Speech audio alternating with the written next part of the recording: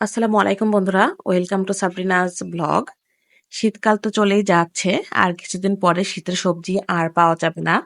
তবে আমরা চাইলেই কিন্তু শীতের সবজি খুব ভালোভাবে সংরক্ষণ করে দীর্ঘদিন পর্যন্ত খেতে পারি। তো আমি আজ সবজি সংরক্ষণ করার সঠিক প্রক্রিয়া দেখাবো। তার জন্য বাজার থেকে কিনে নিলাম কিছু সবজি, যেগুলো শুধুমাত্র শীতকালে পাওয়া যায়, কিছুদিন পরে আর পাওয়া যাবে না। তার জন্য আমি এখানে নিয়েছি গাজর, পুঁইশাকের বিচি, নিয়েছি ব্রকলি, ফুলকপি, মটরশুঁটি, আছে কাঁচা টমেটো, আর আছে মিষ্টি আলু। মিষ্টি আলুটাও কিছুদিন পর পাওয়া যাবে না, তো আমি নিয়ে নিয়েছি একটু বেশি করেই সংরক্ষণ করব। তো সংরক্ষণ করার জন্য প্রথমে আমি সবজিগুলো খুব ভালোভাবে কেটে পরিষ্কার করে ধুয়ে নিব।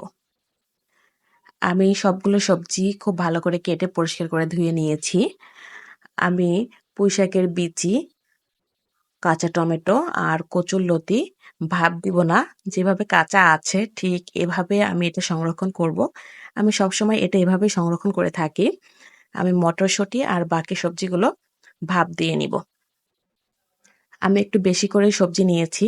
সবজিগুলো যেভাবে ভাজি করা যায় সেভাবে নিয়েছি। এটা চাইলে ভাজিও করা যাবে বা সবজি নুডলস তৈরি করেও রান্না করা যাবে। আবার আমরা চাইলে ফ্রাইড রাইসও রান্না করতে পারি। তো প্রথমেই আমি মটরশুঁটিগুলো ভাপ দিয়ে নিব। পানিটা গরম আছে। আমি পানিটা ফুটে গেলেই সাথে সাথে এটা নামিয়ে নিব।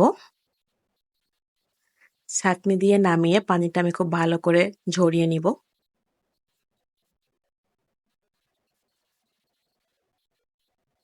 এবার আমি বাকি সবজিগুলো ভাপ দিয়ে নিব। আমি বিভিন্ন রকমের সবজি নিয়েছি, যেগুলো কিছুদিন পরে আর পাওয়া যাবে না।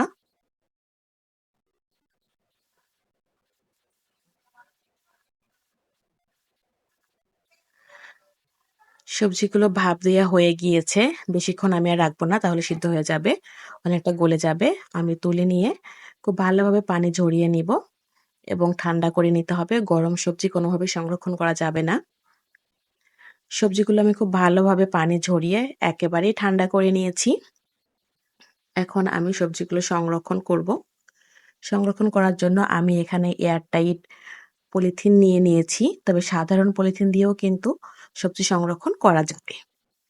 এখন আমি একে একে সবগুলো সবজি পলিথিনে নিয়ে নিব।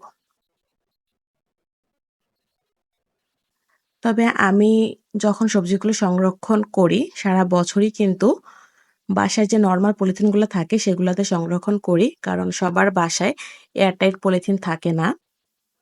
আপনারা চাইলে এটাতেও করতে পারেন বা সাধারণ পলিথিনেও করতে পারেন।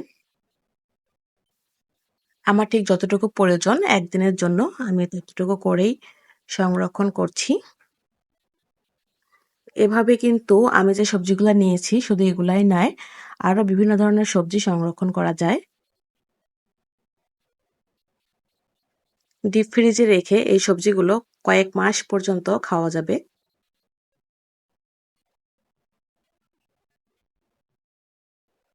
আমি ২ ধরনের পলিথিনে সবজি সংরক্ষণ করছি।